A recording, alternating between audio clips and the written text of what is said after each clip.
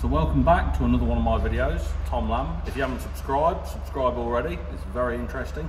So today I just want to do a few updates. Always get questions on what's going on in the workshops.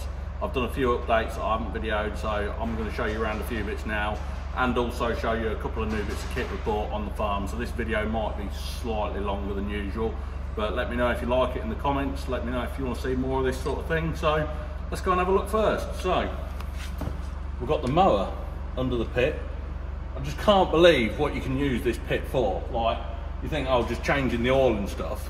We can change the blades on the mower. We can change all the conditioning blades as well. You know, because usually you have to try and climb under all of this to try and get it, and you're sort of cramped and everything. Whereas here, walk along whoop, whoop, with a buzz gun, or whatever you call it, rattle gun, impact gun. Makes everything so easy. So, I've got a few questions. Has the pit flooded? No, it's just got a lot of oil on it because we've been using it so much. The lights all still work like that. Haven't smashed them yet because obviously we recessed them to try and eliminate that happening. The jacks have been working brilliantly. Real pleased with that. We've still got the air lines down here, so let's go down and have a look. Yeah, so air lines, they're all still down there. Haven't really done much more in the pit, to be honest. I think I'll be doing a few more bits in the winter. So, but yeah, it's just 10 out of 10. If you're going to build one, get on and do it, because I can promise you, you will not regret it. So, the other thing I just wanted to say whilst I'm down here, I had a few issues with like a few vehicles, like little lawnmowers and that, not being able to go across the top of the pit to change the blades. Obviously the wheels aren't wide enough. So what I've been doing, I've been using these big bits of steel that we put down here. So these bits here are obviously what we use for jacking up on, like jacking machines up and everything. We can actually move them this way here, put one here and one here, and then we can drive smaller stuff on from sideways, so we can still change the oil in it and everything. So it's turning out to be like really good, and like we're sort of making it work for whatever. And the other thing I want to move on to next, we've got some new oil tanks. So let's go and have a look at them. So these are the new oil tanks. I did put them in a video the other day, but I want to show you them now. I've built the stand for them. So 300 litres each, 300 litres of engine oil, 300 litres of back end oil, Agri Supreme, Hydropower, hydraulic oil, 300 litres of that as well. And then they all come with colour coded jugs, lost words then, jugs, so you don't contaminate. And I put this little tray here, and that tray, you can't see it from here, but we've actually dished it like that, and then put a little hole in the middle, and I've just got to put something under it just to catch any oil that might get spilt, so it keeps it nice and clean.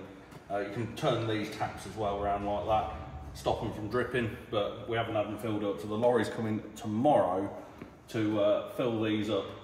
So that'll be a lot easier and cheaper. It actually works out a lot cheaper having it put in these than it does in the barrels. So hopefully that's going to save us a few quid, which is what we like. Just here, look, with them who supply the oil for us, they do loads of different stuff, paint, everything.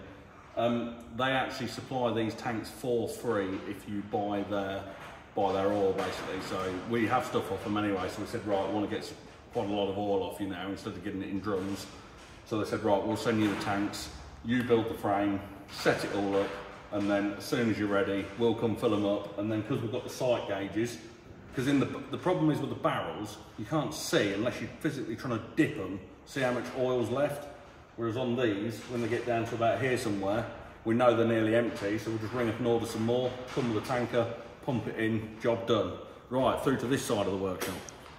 Right, so just here, I'm very, very pleased with this. Just here is an airline, but it's not any airline, because well, we've got all the, obviously the tyre inflators and everything here. And then we've got extension hoses, oh no, that go just here, that hang on, oh no, that hang on just there. But this airline actually goes around this whole entire barn, so there's about 6 or 7 takeoff points, and it's all one system. So the compressor that sits through there stays connected to it all the time, or if you've got another compressor, I can connect it to here to pressurise the whole system. It then runs across there to the other barns, So around like the farm, we've got like air everywhere we want it. So we haven't got to try and take the compressor somewhere, because we've just put this pipe everywhere and just run it wherever we need it. So that's really good, and hopefully that's going to work really well for us. So in this corner, done a few bits of sink, a little bit boring just here, but put a new water heater in, more eye wash, soap dispensers, this for sharp objects, for when we have like heroin addicts working for us, joke. Yeah, and also all the first aid kits. I didn't want to put them in here in case like the workshop's locked, and if we have like a lorry driver come, they can't get to it. So they're in the weighbridge office, which is always open, because obviously people are always using the weighbridge because it's public weighbridge. So the first aid boxes and the defibrillator will be going in there, so anyone has access to it. Because like I say, if it's in here and we can't get to it, it's no good. Over here, my dear wife, Emily, has been sorting everything out for me. Did actually have a comment about it the other day, which we'll put just here. Let me know what you think to that. And then I put this, obviously, this comment back saying, it's not the ride, it's the rider. So, here's some of my dad's hammer collection. Just here. When we had a tidy out, I think we found 22 hammers, because that's obviously how my dad used to like to fix things with a hammer. Yeah, got a few bits going on here, not finished yet, but give it a bit of time, we will be. Over this way, got a few Martin Lishman fans we're just messing around with. Got another new Martin Lishman fans, because I really like them. Got a few other bits, obviously the welder I did a video on a bit ago. If we turn around, we've got the mezzanine floor. Got some lin bins up there that I've put up, those little bits of racking up there. Haven't really done much up there at the moment, so I need to do some, that's going to be a video in the winter when we clear all that racking out, because yeah, look at the state of it, and I've not got the motivation to do it at the moment. So let's go and have a look through here.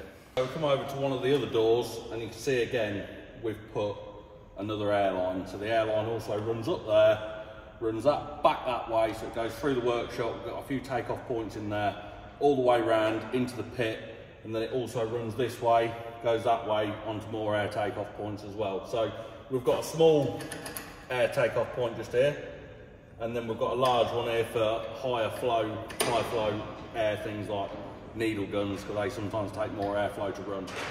So yeah, but if we go and have a look this way, you'll see an ongoing project that we're currently working on. This is a Corsa van. And the story behind this is, we're currently, I'm not going to tell you what it is, because Colin will be very angry at me, but I'm doing a little project with my friend Colin, and yeah, it's got no roof on it, because basically he sat inside of it whilst I tore it off with a 14-ton digger, just to get some good footage, and we did. So probably in about a month's time, you'll see that on his channel. So yeah, brilliant. Right, let's go and see David White's now come with the first new machine of the day. So we'll go and talk to him and introduce him and see what he's got for us. So we've bought a new piece of equipment. This is the first piece of equipment we've bought this week. I'll show you the other part in a minute. But this is David White. This is my local sales rep who I terrorise all the time. And he is here today to show us what this piece of equipment is that I've bought. Well, my dad's bought, because he wants it, because we've mainly bought it for sowing grass seed. We've got a few different types of rollers here as well, we'll show you in a minute, so we can do different applications with it. But also as well, stewardship. So we'll be establishing stewardship, which the government pays to do, like wildflowers, stuff like that. So it does a variety of different things. But David's now going to show us around a few bits on this machine. David remembers me from a few years ago. Well, I've known David for a long time, because David used to be an apprentice.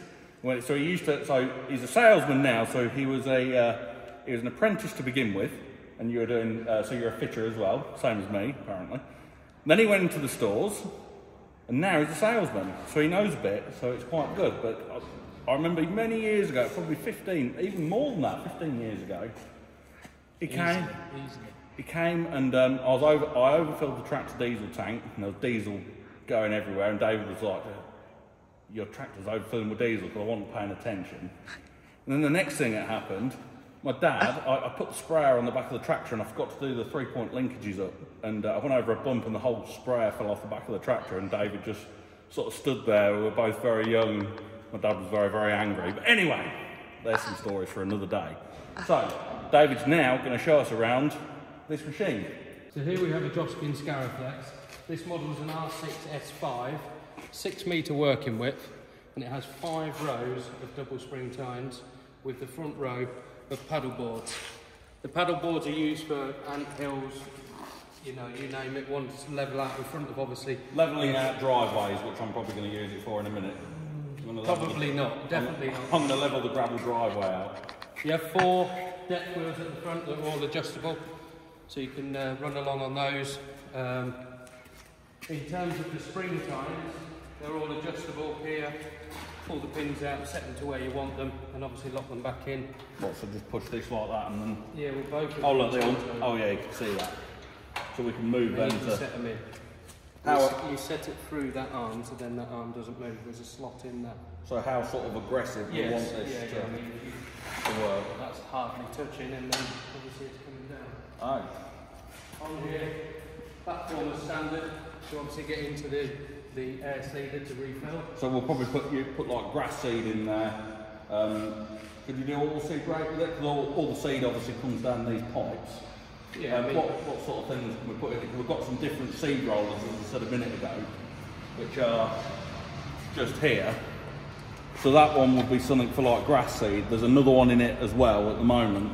And then this one here, you can see like the gap. Look how big that is. So we put a lot different sort of seed in there. But we'll have a look at the manual, what we want to use these different types for, really, don't we? So obviously the seed tank distributes it, all the seed down the tubes, and then there's deflector plates, which obviously just spray it in, you know, drop it in front of the spring tines, which then obviously power it in as you go round. And also as well, it's galvanised. I like things that are galvanised because that means they're never going to rot. Okay. Control box obviously comes from this side here, and obviously can be controlled from the cab. Obviously it will need calibration depending on what seed you're using to obviously establish your cover crops. Let me try and get up there, hold on. I'm a bit... It is off the floor. Oh, look at this. Okay, that nearly tipped the tractor up. Did it really? Did it really? What are you trying to say? Have a look in here. So this is where we put the seed in there, isn't it? It's actually quite good, actually. This is like double skinned. Yeah, the little bit of water is me just washing it off before it came. You've just washed it? Presentation before we get to farm. That's one thing we like about Canada, is presentation. David is now going to get into the machine. Have you got the key, David? Could you... Contact! Ready? Contact! There we go. We're going to fold it up now. Yeah, very pleased with this. It's very nice in the galvanised as well.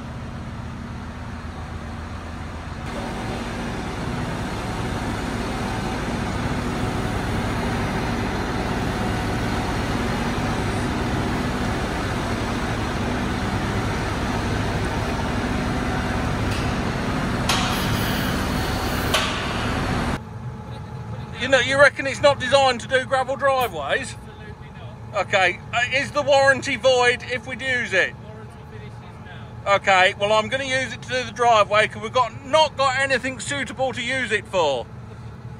You ready, David? Oh my God, this is doing a fantastic job of the driveway. Look at it, it's raking it all out, making it level. Never going to have to rake again. Are you telling me that that doesn't look smart? We just got to top a little bit up here. Should we use this machine? Oh, I think we should do the other gravel drive with it as well, David. What? Might as well give it a go while we're in. Do you think it needs 300 horsepower on the front of it? Maximum. Okay. See, the great thing about this, what we've discovered in the last 10 minutes, these boards here pull it all level, look. Can you see? And then these bits on the back. What a fantastic job.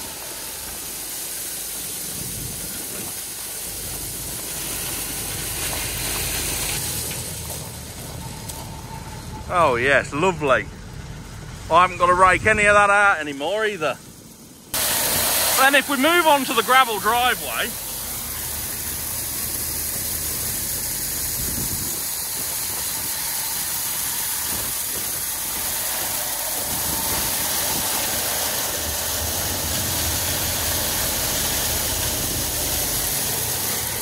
That is doing a brilliant job.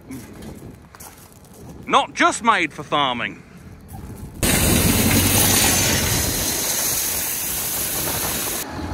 What would have taken me probably 2 hours to rake all this about has literally taken 2 minutes. I think it's a very good investment. Right, on to the next machine. The next piece of equipment we have got is the DRT cow catcher, and I can assure you it does exactly what it says on the tin. So let's go and have a quick look around it. It's galvanised as well.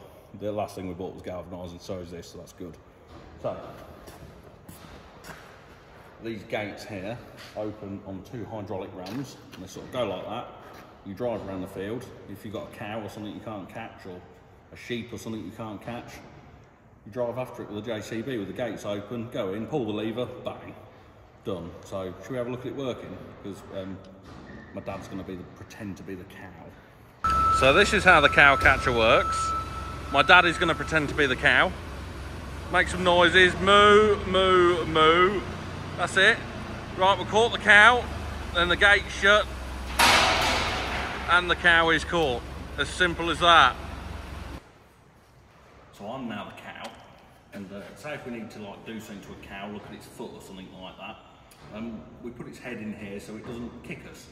So I'm now the cow. Moo, moo, moo. Moo, moo, moo. I actually can't get my head out. Can you get my head out? It's actually stuck. Okay. Right, that was dangerous. That's the whole point. That's how it works. It obviously, you know, traps whatever animal you've got just there, just so you can like clean its feet out or do whatever. And then you open the gates and off you go. On to the next cow. Oh, I need to lose weight. So here is the oil being delivered out of here. Comes down that pipe and then out of these barrels here. Comes up this pipe, up here, goes through here and fills them up, and then we can see in the sight gauge, look, whereabouts we are. So nice and easy. So there we have a couple of new bits of machinery, a few bits around the workshop.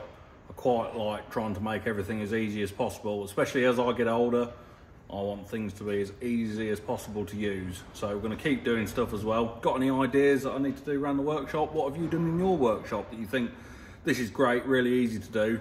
Let me know in the comments, because I want to keep doing stuff like that. So, first things first, got a little announcement. I am in the finals, last 4 or 5 people I think it is, for Content Creator of the Year award. Just there. So, we'll see how we get on with that.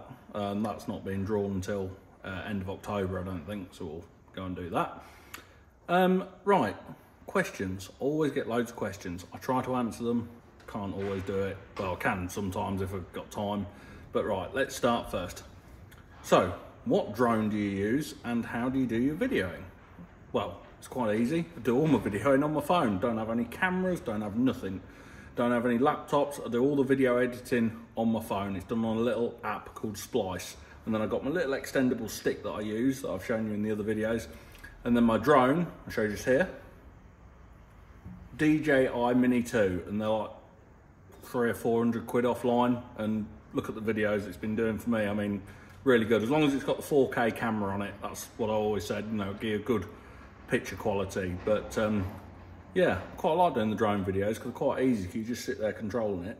And you'll notice in all the videos that I don't have anyone else fly. I do it all myself. But it's very difficult because I'm usually driving the tractor. So if you look at zoom in on most of the videos, you'll see me trying to drive the tractor and trying to fly the drone at the same time. So that can be quite difficult. So that is how I do it all. Phone, on an app, the little stick and the drone. That's it. Nothing fancy. Easy. Next question. How big is your farm and how many people work on it? Well, it's just me and my dad who work here, and then we just have a few people, self-employed people who come as and when they're needed in sort of busy times, or if I need a bit of extra help. What I tend to do is, like, my diggers that I've got, I send them out on self-drive hire, because then I haven't got to be there. because I used to go out and drive them, but the problem with that is, if something else happens here, I can't be here because I'm out over there, so I just send them out on self-drive hire, a lot easier. The farm is 550 acres, and that's just about right for what I want to do, because then I can go and do other stuff, because I feel as though the bigger you are, it tends to get a bit harder unless you've got like some massive equipment, but it's very, very expensive. So this is just about right, and I can sort of combine doing my like construction jobs with my agricultural jobs. The last question, what I get asked all the time, how long have you known Colin Furze? Well, I've known Colin since I was a baby, because he used to have piano lessons with my mum when I was still in the cot next to him. So he was playing the piano whilst I was in the cot. So yeah, I've known him a very, very long time. So, and he always asks me to do stupid stuff as well, and I always do it. But anyway, right, I hope you've enjoyed that little insight into everything. And got any questions? Put them in the comments and I'll try and answer them. See you all soon. Goodbye.